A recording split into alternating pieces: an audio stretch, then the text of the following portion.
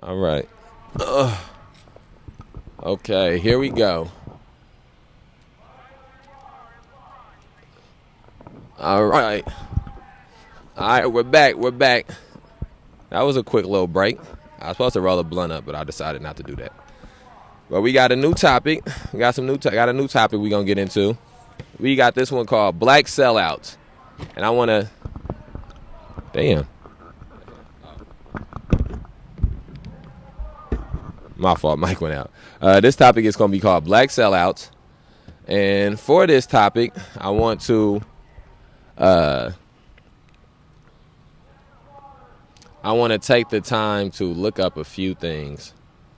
You don't want to look up something? I think I did want to look. Oh, I want to look to see how this video look. Oh, damn, I don't think I got no internet out here. Oh, shit. All right, that's fine. Okay, so we are out here at the 815 day event. That's pretty dead right now. It's a few white people walking on the sidewalks, and that's it. I can't really see what's going on too deep in there, but it looks pretty dead. We got Antar up here on the megaphone. I think we just had somebody go to grab a few more megaphones, and I'm gonna continue to be live throughout the entirety of this event and throughout the entire time that we are here protesting this event. And what we're going to do is just have different topics that we're speaking on. And the topic that we're going to talk about today is going to be, the topic for this specific segment is going to be black sellouts. And what does it mean to be a black sellout? What does it mean to be black and sellout? What do these things mean? I think that a lot of times people feel as if these words are thrown around or these things are thrown around without any legitimacy to them. And so I want to have a critical conversation about selling out. Now, let's take this event that's going on here, for example. Anybody who... right now, I got a shirt that says... I just need to change shirts. But right now, I got on a shirt that says Black Rabbit 815 Athletic Division. And so I'm not against this. I'm not going to die on the hill of don't wear a shirt that has 815 on it. I understand people wanting to... People feeling connection to their city and connection to where they're from. But it is one thing for me to have. This is a shirt about a record label, a music label that me and a friend of a black friend. This is all black. This is had to do with black people creating this. We don't have no booth set up outside of City Market selling it, or no booth set up outside of or at 815 day event selling it. And so this is not again. Everybody will have different opinions. This is not the same thing to me. Somebody who has a shirt that says 815 on it that they're selling, or a hat that they're selling, or a shirt that they're wearing that says 815, that's one thing. I think that the place, when we start to get into places where, let's say, you're coming out here today and you're celebrating 815 day, and you're like, let's go celebrate 815 day. I think that's when you get into a place where you begin to celebrate the false perception of the 815 or the false perception of Rockford. And I don't believe wearing a shirt does that. I don't believe wearing a hat does that. If somebody wants to make your argument, it does. I'm okay with that. I'm okay with that argument too.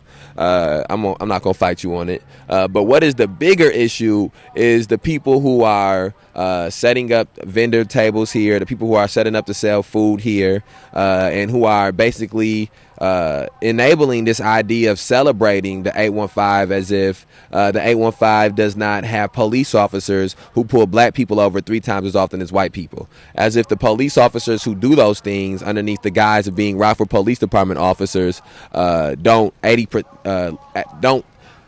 have a 80% employee base that lives outside of Rockford. So think about this. You celebrate in the 815 where police officers who mostly don't even live in the 815 come to work in the 815 and violate the rights of people who live in the 815. And then when those people from the 815 were to file a lawsuit, or their family or their loved ones were to file a lawsuit, and the officers will be found to be liable, the money would come from the taxpayers of the 815, which don't include these police officers who are violating the rights of the people in the 815 because they live outside of the 815.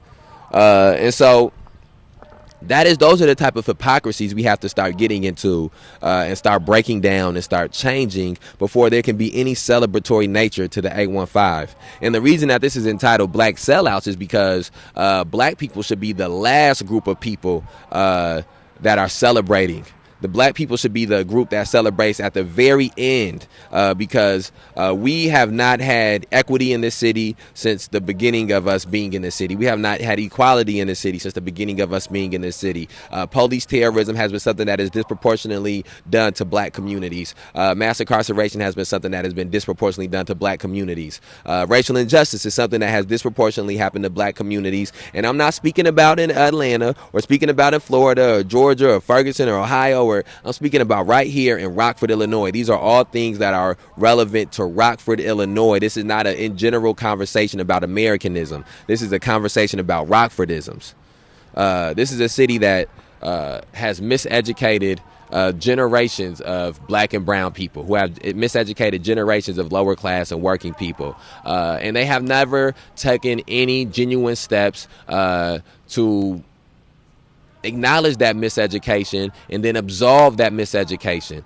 They have never, we live in a city right now that is about to give away $400,000 in marijuana tax money because it's been proven that their police department and their corrupt state's attorneys and the corrupt judges, all of them conspired and worked together to unjustly arrest black people for weed, to unjustly target black communities over weed. And now we live in a state that is raking in money hand over fist from selling weed and marijuana. And we have millions of black families that have been destroyed because of marijuana, because of the way that police officers use marijuana as precursors to illegally search cars, use marijuana as precursors to illegally bust into homes, use marijuana as precursors to falsely arrest people and destroy people's record and make it so people couldn't get jobs and get employment. And as a black person, you already are against the eight ball when it comes to trying to get employment because there has never been a time in this country in which a black person and a white person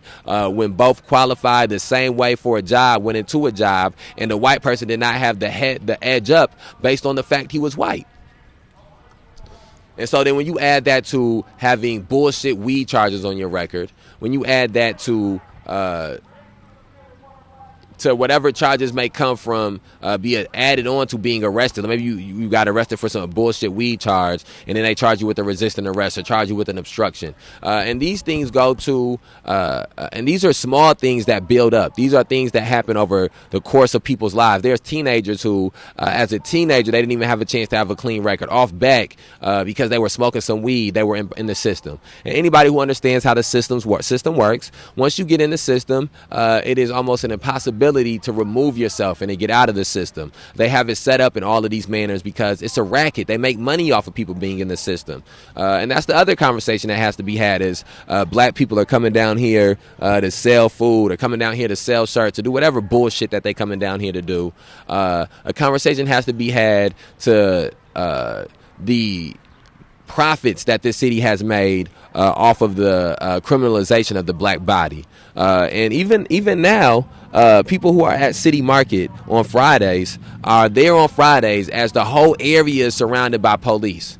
As the whole area is surrounded by police. And this area is surrounded by police because racist ass Kathy McDermott, racist ass Todd Cagnoni, racist ass Tom McNamara, racist ass Peter Provenzano, and a whole bunch of other racist ass white people who I don't know are conspiring to try to repress people's right to protest, to repress people's right to demonstration, to repress people's right to petition the government, to repress people's right to advocate about for things. And they're doing that because of their entitlement and their privilege, and that entitlement and privilege has stretched out to them picking their token black people and bringing them in on their little City Market event, or bringing them in on their little downtown venture, or bringing them in on whatever, on their little weed money venture. And in the process of doing that, they are using them, those black people that they have set up tables here, those black people that they have set up and selling food and clothes and shit like that here, they're using them to further stigmatize the black people who are protesting for black people's to end the police terrorism and mass incarceration. They're using those black people that they have on the inside to criminalize the black people struggling against police terrorism, mass incarceration, and racial injustice. And one of the biggest travesties of this is that we live in a community of black people that are too ignorant to understand that. When I say a community, I don't mean that all the black people as a whole are too ignorant. I mean that there are people in the midst of the community that either are too ignorant to understand that's happening or have realized that it is happening and have chosen to use it to their advantage, whether it be economically or career-wise or just branding.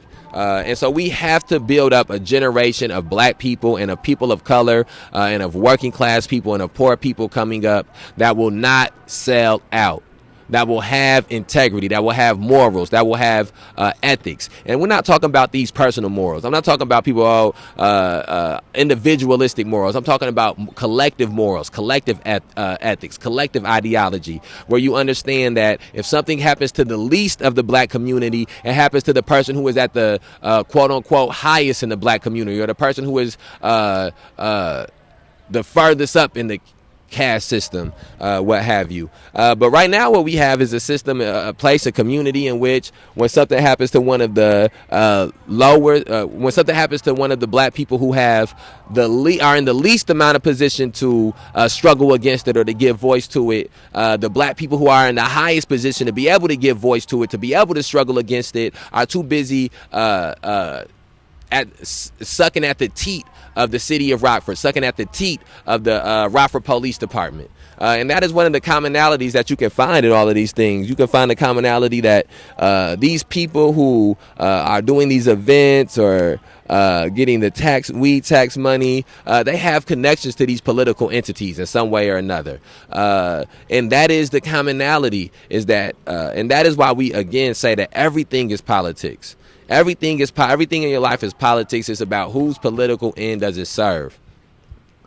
And so we have to do the job of educating and informing and instructing these younger generations of black people to not sell out. That it don't matter what the ticket price is, it ain't never worth selling out.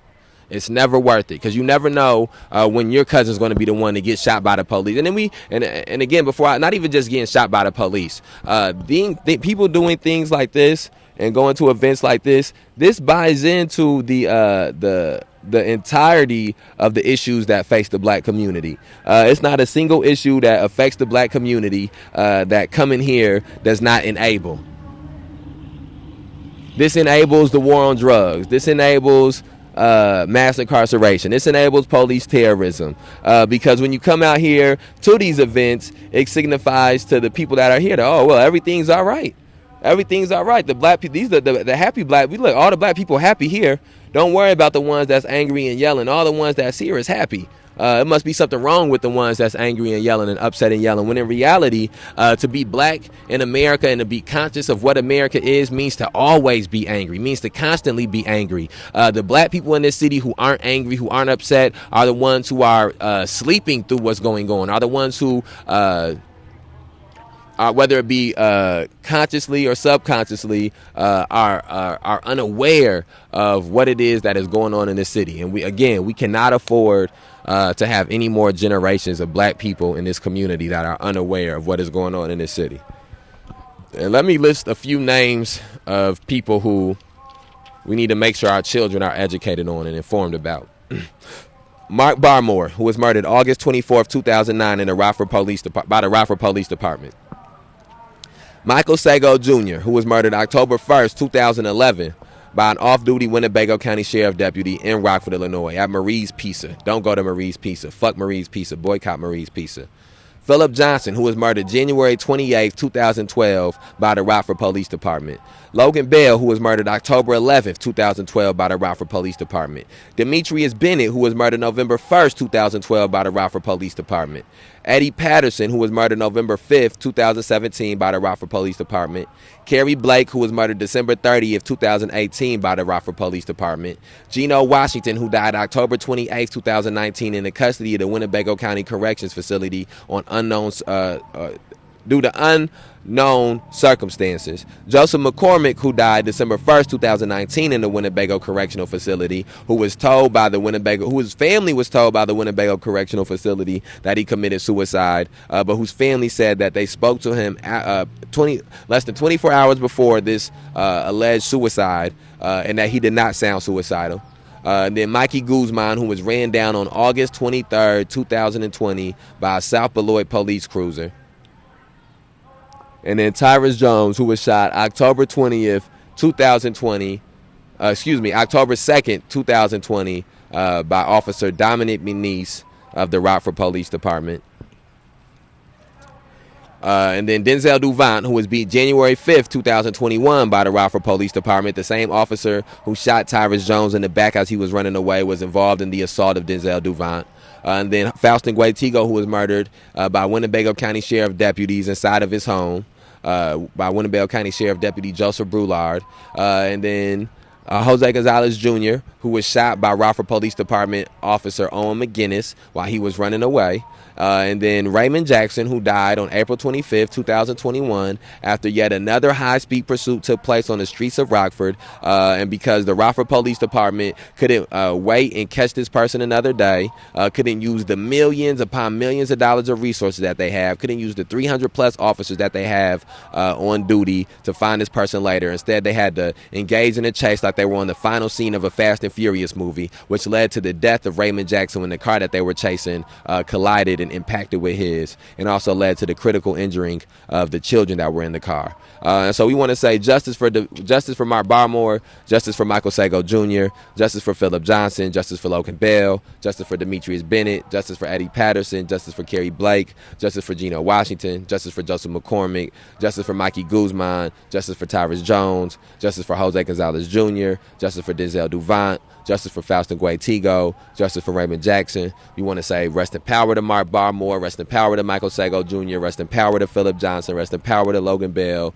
rest in power to Demetrius Bennett, rest in power to Eddie Patterson, rest in power to Kerry Blake, rest in power to Geno Washington, rest in power to Joseph McCormick, rest in power to Mikey Guzman, rest in power to Jovan Fresco, rest in power to Raymond Jackson, and rest in power to Faustin Guetigo. And we have some of these pamphlets down here, Winnebago Boone Integrity Task Force pamphlets. We will have Culture of Impunity pamphlets coming soon, and High Speed Pursuit pamphlets coming soon as well. It's been some complications these last couple of weeks, but we're wrapping those all the way up. And so let's see, what time is it? It's 1:53. 1:53, getting ready to be 2 o'clock.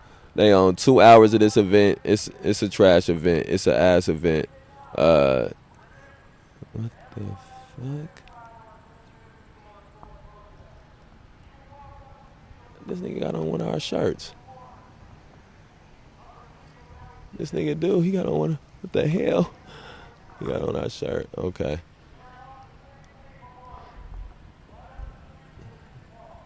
The police just pulled up. Racist ass cops just pulled up. I wouldn't be surprised if some sellout black person was the one calling the police. Racist ass cops just pulled up. Let me get my phone out. Get my phone out. Hold on. Get my phone. Something on my fault. Police just pulled up, so I'm just getting my phone out. Getting my phone out real quick. Getting my phone out real quick. You don't never know what these racist ass cops gonna be on. You never know. You never know. You never know.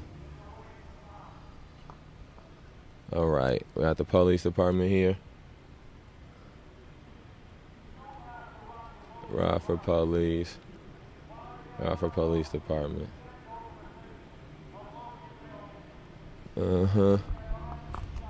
Here we go. All right, so I got this live going. The police behind us. I got my phone right here. So the second the police get out the car, I will begin to go live on this other phone on May 30th as well, so that way you can keep track of what's going on. Oh, here go. There's a bunch of them. They got 4 of them here. They got a bunch of them here. Oh, I think that might just be a white SUV. A white SUV here. Can y'all see? Y'all see the police over there? They got 2 cars over there. They got 2 cars over there. All right. We just seeing what the score is. Again, we out here at this racist ass 815 day event. So I don't know if I'm sure somebody called the police. Antar said he seen somebody on the phone trying to call the police. They got the two squad cars here, 2 SUVs here. You would think that in a city that had the record amount of murders last year, that these 2 police officers would have something better to do. But as we have seen before, they deploy all their police officers out when people start advocating against police terrorism, mass incarceration, and racial injustice. And I believe that's called something like a conflict of interest. And I'm sure that these police officers that are in this car are racist police officers that we've had interactions with. Fuck the police!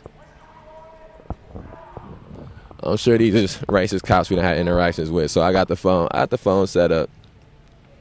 We be prepared. Fuck the police! Racist ass cops! My fault, y'all. My fault.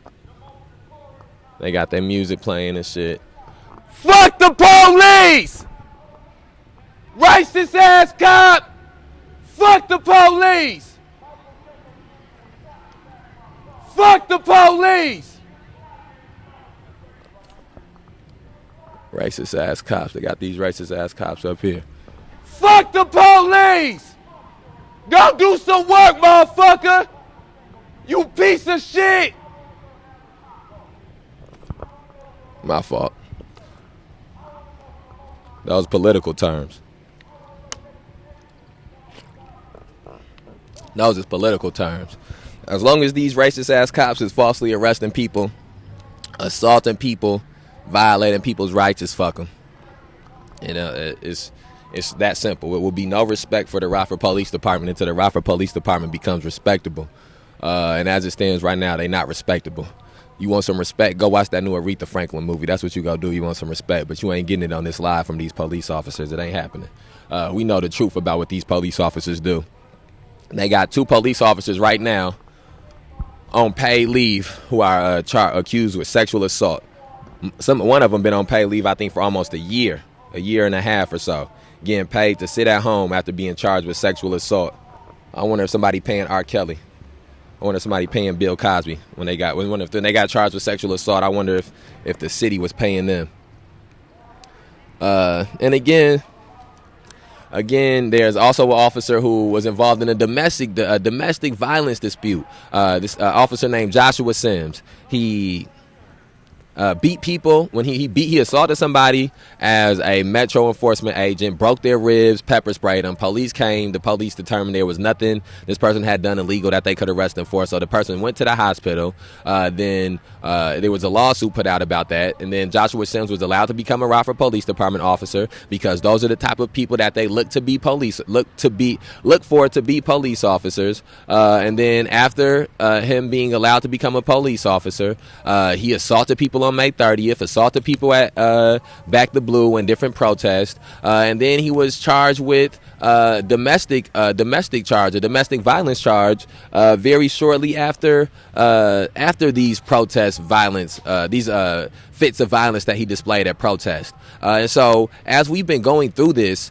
we have found multiple incident after incident when it comes to some of these police officers, when it comes to the actions of some of these police officers. And the most common thing that they have is the continued justification of these actions, the cover that they are provided, the lack of accountability and lack of transparency that they are provided or that they have. And I think, again, that comes from this respectability politics that people play with police officers. And I think that we are that does more of a disservice to the movement and to the struggle than it does as a service. And again, one of the things that we've seen happen is these people take pictures, have their kids taking pictures with the police.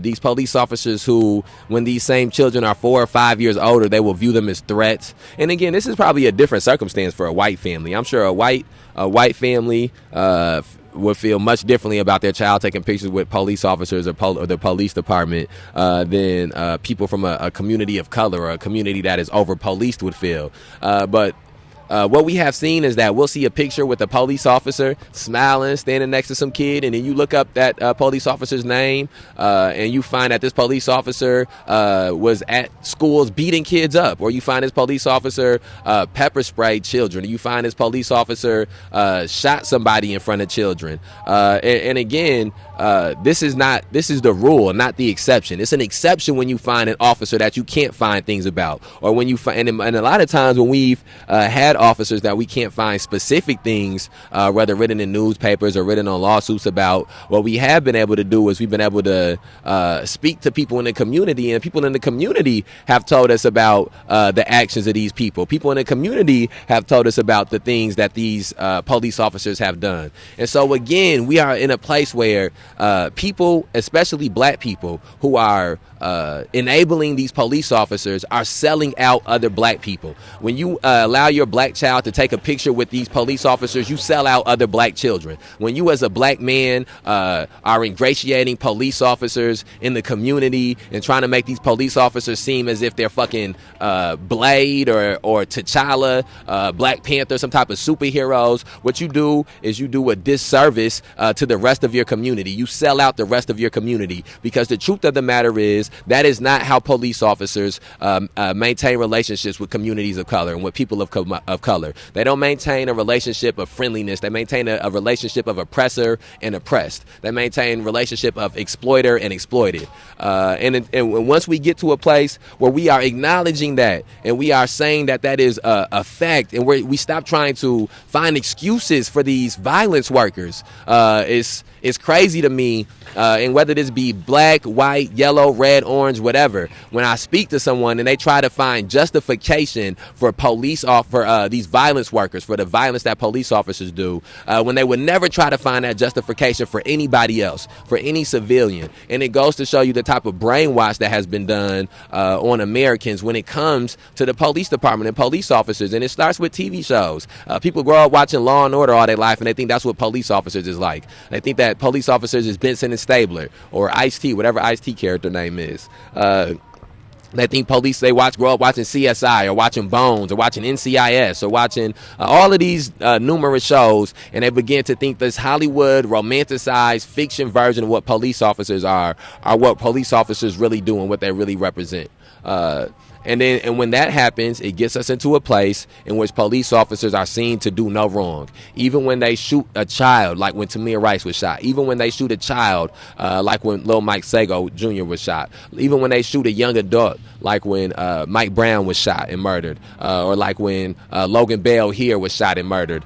People view it in with the perspective that since it's a police officer who did it, he must have been in the right, and whoever the victim is must have been in the wrong, and the only decisions that are questioned are the decisions of the victim.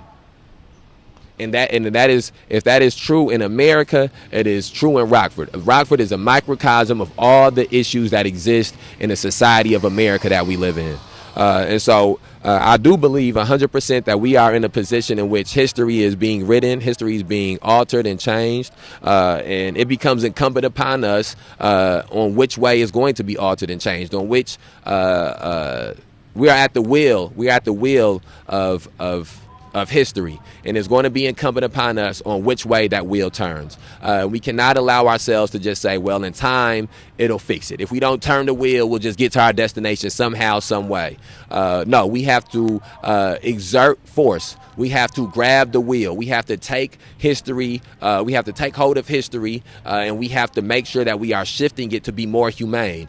We are shifting it to be more empathetic. We are shifting it to be less violent. We have continued to The police department has continued to be the aggressors. White vigilantes have continued to be the aggressors. White supremacists, white nationalists, racists have continued to be the aggressors. We have, when it comes to violence, we have not been the aggressors when it comes to violence. The chalk is not violent. The megaphone is not violent. Memorials on Southern Am Square is not violent. Walking on a crosswalk is not violent. Sitting in front of City Hall is not violent. But what we have been met with time and time again as we do those things has been violence. And nobody speaks about the people who are meeting us with violence with the same vitriol that they speak about the people who are being met with violence. But that is because the issue that we are speaking about is one in which violence becomes secondary.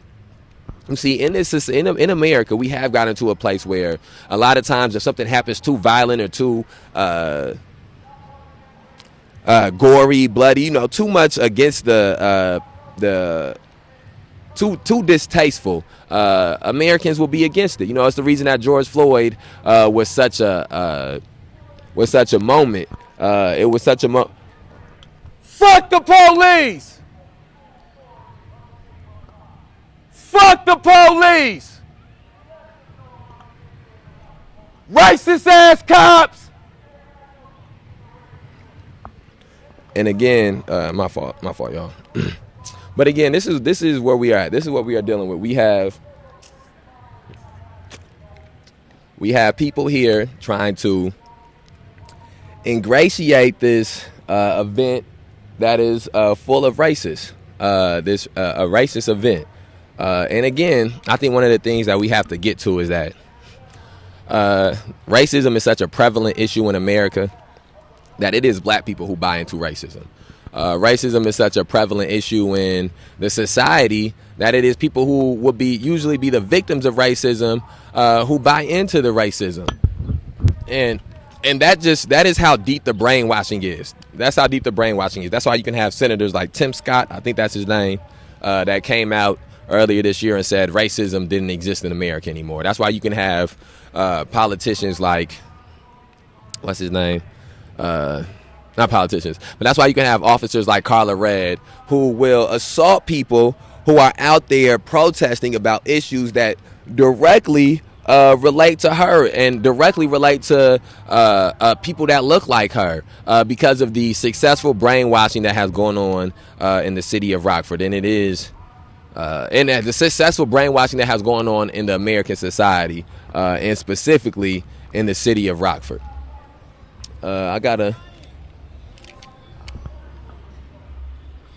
this megaphone here. Got a little megaphone here. Oh, hold on. Do it work? Oh, no, it don't work. Oh, damn. It don't work. Hold on. Let me see. Let's see. Hold on. Let me check these batteries real quick. My fault, y'all. Oh. Damn.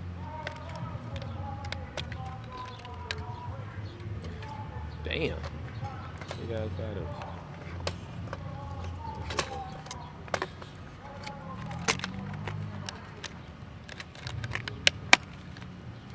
Oh.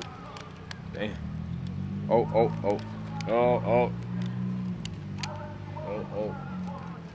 Damn, battery's dead. I think the battery's dead. Yeah, hold on 1 second. I'll be right back. All right, I'm gonna end this live and then I'll be right back we start another live up. All right.